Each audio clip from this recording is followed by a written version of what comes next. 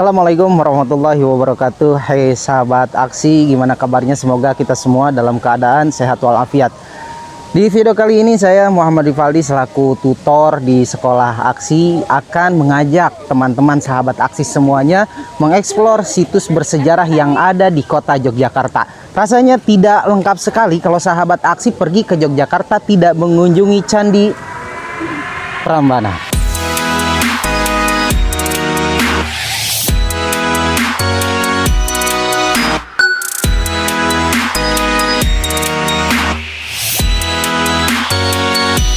Di video kali ini saya Muhammad Rivaldi selaku tutor di sekolah aksi akan mengajak teman-teman sahabat aksi semuanya mengeksplor situs bersejarah yang ada di kota Yogyakarta. Nah, sahabat aksi, saya sedang berada di kawasan Candi Prambanan. Maka ikutin terus perjalanan saya untuk melihat sekeliling cagar budaya yang ada di Yogyakarta ini. Nah, untuk area pertama yang saya injak ini merupakan area bagian kawasan area parkir. Bisa lihat kita keselilingnya tadi ada parkiran bus yang sudah kita lewati dan juga ini ada areal parkiran mobil. Nah, sebelumnya ketika kita ingin mengunjungi Candi Prambanan ini, maka nanti kita di depan sana itu merupakan area loket. Berapa ya harga tiket untuk menuju Candi Prambanan? Oke, kita ke sana. Ya, nah, area untuk tiket di sini nih. Ikutin terus perjalanan sahabat taksi. Ciri khas dari setiap situs-situs kerajaan itu kita akan mendengar suara-suara gamelan-gamelan. Ya, bisa didengar gak gamelan-gamelan yang terdengar di sini? Itu ciri khas dari daerah Yogyakarta dan suka diputar ya di area-area kawasan candi-candi seperti ini. Oke. Nah, sahabat aksi, saya sedang berada di lobi tiket untuk membeli tiket di Candi Prambanan ini. Kita bisa lihat. Nah, di sini ada dua kategori. Ada wisatawan Nusantara dan ada wisatawan turis. Untuk wisatawan Nusantara ya, untuk wisatawan lokal itu dikenakan biaya dewasa itu 85.000. Dan untuk kategori anak dari 3 sampai 10 tahun itu 40.000. Dan juga kalau untuk wisatawan dari negara asing yaitu dikenakan $45 untuk dewasa dan untuk kategori anak $27. Nah, oke, let's go, kita beli tiket. Nah, kita masuk ke Candi Prambanan ini. Sebelum kita masuk disediakan metal detektor ya, kita di depan. Jadi tidak bisa sembarangan, walaupun sudah memiliki tiket tetap harus scan barcode. Oke, ini barcode sahabat. Kita sudah masuk kawasan areal Candi Prambanan. Di sini ada apa namanya kayak pos to pos lagi. Di situ ada pos penerangan barangkali membutuhkan tour guide. Ini juga ada media dan juga apa namanya siapa sih yang pertama kali meresmikan candi bersejarah Candi Prambanan ini? Taman Wisata Candi Prambanan diresmikan oleh Presiden Republik Indonesia yang kedua, yaitu Bapak Presiden Soeharto, yang pertama kali diresmikannya ini pada tanggal 6 Juli tahun 1989. Berbeda halnya dengan awalnya siapa yang menemukan candi ini, tentunya nanti kita akan bahas di segmen ketika setelah di candinya. Nah, sahabat aksi, di Prambanan ini tidak hanya ada Candi Prambanan saja. Kita bisa lihat denah lokasi kalau ke sana itu ke areal Candi Prambanan, dan juga ada ke daerah depan itu ada 3 candi ya, ada Candi Sewu, Candi Bubra dan juga Candi Lumbung. Nah, ini kita masuk ke kawasan areal Candi Prambanan. Bahkan Candi Prambanan juga itu dikelola langsung oleh pemerintahan. Kawasan Candi Prambanan ini kurang lebih ada 80 hektar dan areal kawasan ini dikelola oleh BUMN, Badan Usaha Milik Negara. Dan keunikan dari Candi Prambanan ini bukan hanya destinasi wisatawan lokal yang tadi saya katakan, bahkan wisatawan internasional juga mereka penasaran dengan adanya Candi Prambanan ini, sehingga patut kita lestarikan. Candi Prambanan ini tidak bisa dihargai oleh mata uang ya, tidak bisa dihargai oleh apapun keindahannya Candi Prambanan ini. Oke, ikutin terus segmennya, kita menuju areal Candi Prambanan. Welcome to Candi Prambanan. Alhamdulillah kita sudah sampai pada Candi Prambanan. Di belakangnya kita tidak bisa lihat. Di situ ada candi yang paling besar. Nanti kita jelaskan namanya candi apa sih. Nanti kita jelaskan di segmen bagian candi yang di dalam. Nah, di Jawa Tengah ini ada 2 candi terbesar. bahkan tidak hanya se-Indonesia, terbesar dan terindah se-Asia Tenggara. Yang pertama itu Candi Borobudur yang ada di daerah Magelang, sama masih Jawa Tengah, Provinsi Jawa Tengah. Dan juga yang kedua ada Candi Prambanan ini, yaitu letaknya Candi Prambanan ini di kawasan daerah Yogyakarta. Ini candi ini sangat menjadi perhatian, bukan perhatian bagi wisatawan lokal saja, tapi perhatian juga organisasi dunia, yaitu UNESCO. Nah, Candi Prambanan ini ditetapkan sebagai UNESCO sebagai cagar budaya internasional. Maka kebersihan, keterjaminan, keamanan sangat dijaga sekali. Oke, kita langsung masuk ke kawasan Candi Prambanan. Ternyata ada sebuah larangan ketika kita mengunjungi candi, diantaranya yaitu dilarang merokok dan masih banyak larangan-larangan yang lainnya. Nah, sahabat aksi, dulu Candi Prambanan ini sempat mengalami runtuh. Runtuhnya dikarenakan gempa, sering terkena gempa akhirnya runtuh. Dan yang pertama kali menemukan candi ini yaitu orang Belanda. Dan ketika ada pertanyaan, lalu candi ini kapan pertama kali dibangun? Nah, candi ini pertama kali dibangun itu pada abad 850 Masehi atau abad ke-9, yaitu oleh Raja Sailendra. Nah, kita bisa lihat dulu Candi Prambanan ini sempat mengalami runtuh, bangunan candinya itu runtuh, dan step by step pembugarannya itu tidak langsung. Justru karena konstruksi bangunan candi itu tidak menggunakan semen atau tanah, jadi menggunakan batu yang dikunci. Jadi ada kode-kodenya seperti kita memasang puzzle seperti itu. Dan juga nanti kita bisa lihat banyak sekali reruntuhan candi, ya, reruntuhan candi di sana. Nah, itu mungkin karena tidak ada sambungannya, jadi tidak bisa dijadikan lagi seperti itu, sahabat. Oke, sahabat aksi, saya sudah berada di kawasan area Candi Prambanan. Ya, kalau berkunjung ke Candi Prambanan ini, yaitu jangan lupa untuk membawa payung ya, sahabat aksi, karena lumayan sangat panas sekali area kawasan Candi Prambanan ini. Seperti yang tadi saya katakan, bahwa candi di sini itu memiliki nama masing-masing candi. Candi yang terbesar yaitu inilah, Candi Siwa. Kita bisa lihat, mungkin nanti kita bisa naik ke atas masuk ke areal kawasan candinya, sahabat aksi. Usia Candi Prambanan ini yaitu udah beberapa ratus tahun. Tapi bisa kita bayangkan, orang-orang zaman dulu berarti kekreatifannya melebihi orang-orang zaman sekarang.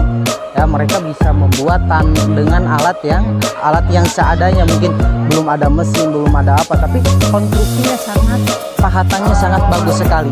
Tuh, ada apa namanya, relief di situ, ya, ada corak-corak, ya, di atas ada corak-corak patung-patung. Itu dibuat sangat alami sekali. Ya, jadi tidak ada bahan campuran semen atau tanah juga.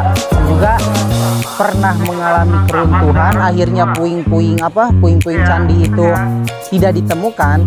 Nah, UNESCO lah memberi usul, silahkan boleh menggunakan bahan yang lain untuk menyelesaikan rekonstruksi candi ini, tapi dengan syarat bahannya itu tidak boleh melebihi dari bahan asli candinya. Misalkan bahan tambahan yang lain 30%, nah bahan dari candinya itu tetap harus 70%. Itu kalau tidak salah, sahabat aksi. Oke, sahabat aksi, kita mulai masuk ke masuk ke dalam area candi. Ini adalah Candi Wisnu, sahabat aksi.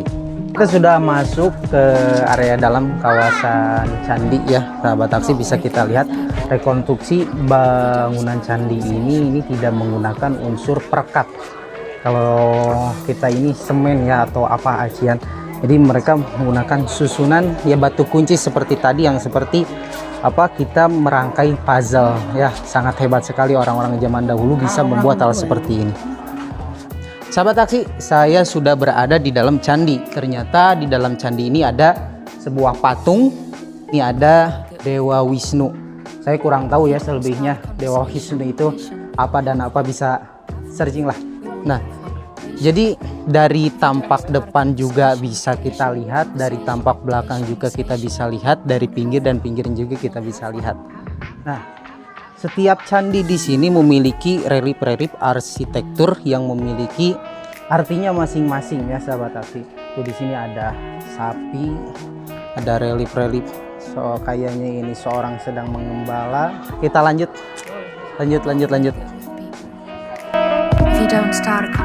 Nah sahabat aksi, kita bisa lihat ini merupakan puing-puing reruntuhan candi-candi yang belum terrekonstruksi kembali, pembugarannya belum secara 100% normal ya.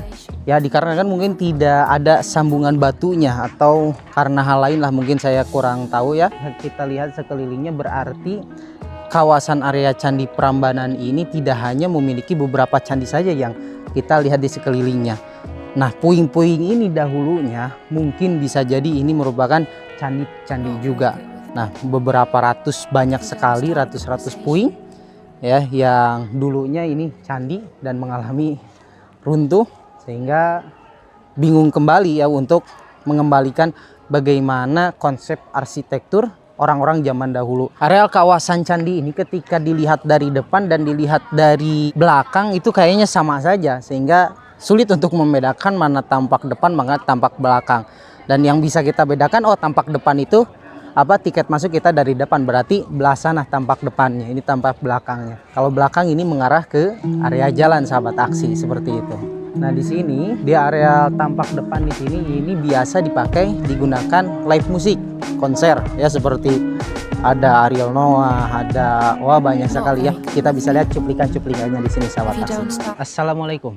Waalaikumsalam warahmatullahi wabarakatuh. Nah, saya akan bertanya kepada sahabat saya, yaitu Pak Mahfud, ya selaku tutor PAI di sekolah aksi. Ya. Nah, yang saya tanyakan, bagaimana perasaan Bapak pertama kali ketika melihat Candi Prambanan? Yang pertama itu saya melihat sudut dalam arsitektur ya teman-teman, di mana antara Borobudur dan Prambanan itu memiliki perbedaan, Pak Ripal. Salah satu pertama sudah terlihat bahwasanya ini adalah candi yang diperuntukkan untuk umat Hindu, Prambanan itu. Berbeda dengan halnya Borobudur yang diperuntukkan untuk candi Buddha. Dulu di era zaman Mataram kuno ada namanya kepercayaan yang disebut dengan Hindu Shiva, Buddha Shiva atau Buddha Wisnu, yang dimana adanya ini Pak Ripal, namanya sinkretisme antara Hindu dan Buddha. Tapi mereka tetap untuk menyembah Sang Hyang Widi gitu. Keduanya saya melihat antara komplek Borobudur dan komplek Prambanan memiliki perbedaan yang sangat signifikan. Apa itu? Terlihat dari candinya, mereka tuh memiliki komplek masing-masing. Berbeda dengan halnya Borobudur yang menjadi satu kompleks saja. Dan juga pondasi batu-batuannya juga semuanya ini paripal, hampir sama. Ya, kalau untuk batu, jadi konteks rekonstruksi batu baik Borobudur atau baik Prambanan itu sama menggunakan batu andesit. Iya, betul. Ya, batu andesit, batu ya batu dari gunung-gunung yang ada di kawasan daerah sini. Nah, jadi ini tuh Pak sebelumnya pernah mengalami runtuh. Oh, pernah. Nah, ini mengalami runtuh dikarenakan apa? Karena gempa. Oh, iya. Tapi bukan karena peperangan runtuh, tapi karena gempa. Nah, mengalami runtuh. Nah, akhirnya memiliki satu candi saja menghabiskan berapa ratus tahun, ya, sehingga bisa tersusun seperti ini. Karena kan zaman dulu itu belum ada Canon, ya, belum ada iPhone, ya, belum ada kamera. Ya, bagaimana orang zaman sekarang menyamai bangunannya seperti zaman dulu, tidak ada contoh. Nah, untungnya ada orang Belanda yang membawa teknologi dari Belanda ke sini. Yang pertama kali menemukan ini orang Belanda, Pak. Dia moto. Nah, fotonya itu ya warna hitam putih, sehingga adalah gambaran rekonstruksi gambaran bangunan candi itu seperti ini. Nah, itu sahabat aksi mungkin sekilas ya sejarah tentang perbedaan antara Candi Borobudur dengan Candi Prambanan. Mungkin untuk eksplor kawasan Candi Prambanan ini kita lanjutkan ke pertanyaan kepada Pak Rizky. Halo Pak Rizky. Ya. Saya mau bertanya ke Pak Rizky. Pak Rizky ini adalah selaku tutor di sekolah aksi. Mengajar apa, Pak? Saya ngajar IPS. Oh, pas sekali ngajar IPS tentang sejarah. Nah, sedikit saja sejarah yang Bapak ketahui tentang Candi Prambanan, Pak. Ya, tentu sejarahnya cukup panjang ya kalau diceritakan, tapi sedikit saja mengenai sejarah Candi Prambanan. Ini adalah candi Hindu yang yang nama itu Candi Prambanan ya. Emban itu jadi dari bahasa Jawa sebenarnya. Emban itu artinya tugas. Tugas untuk apa? Tugas untuk menjaga, tugas untuk memperbaiki ya. Jadi tugas di sini maksudnya tugas untuk para dewa. Dewa-dewa siapa? Dewa-dewa Hindu tentunya. Jadi Candi Prambanan ini adalah candi yang dikhususkan untuk orang-orang agama Hindu. Jadi di sini tuh candi terbesar di Indonesia untuk candi Hindu, dan ini salah satu warisan budaya UNESCO yang dibangun ini tuh abad 9. Abad 9. Abad 9 880 Masehi. Iya. Kesan Bapak ketika ada di Candi Prambanan ini? Kesannya tentu di sini sangat luar biasa ya, karena ini termasuk warisan budaya yang harus diwariskan terus kepada generasi muda dan jangan sampai kita merusaknya. Dan ini jadi pembelajaran bahwasanya Indonesia ini atau Nusantara ini mempunyai kebudayaan yang maju sejak abad abad 9 ya. Makanya kita harus mempelajari sejarahnya supaya kita mengetahui dan bisa memaknai sejarah yang ada di Indonesia di abad ke-9 khususnya. Dan juga membuat sejarah baru ya. Insinyur Soekarno pernah berkata, janganlah hanya menjadi penonton sejarah saja, tapi kita harus juga menjadi pelaku sejarah, karena pelaku sejarah itu akan terus dikenang, berbeda dengan penonton sejarah. Seperti itu. Ya, sahabat aksi, mungkin untuk kawasan areal Candi Prambanan kita cukupkan saja. Tadi di sini ada candi paling besar, yaitu dinamakan dengan Candi Siwa. Ya, ini Candi Siwa. Dan juga tadi saya masuk ke sana dan juga melihat ada patung yang sedang berdiri di sana, itu ada Candi Wisnu, dan juga di sana itu ada Candi Brahma. Ya, oke, sahabat aksi, kita nanti akan eksplor kawasan Prambanan lagi, tidak hanya Candi Prambanan dan juga candi-candi yang lainnya. Ikutin terus perjalanannya.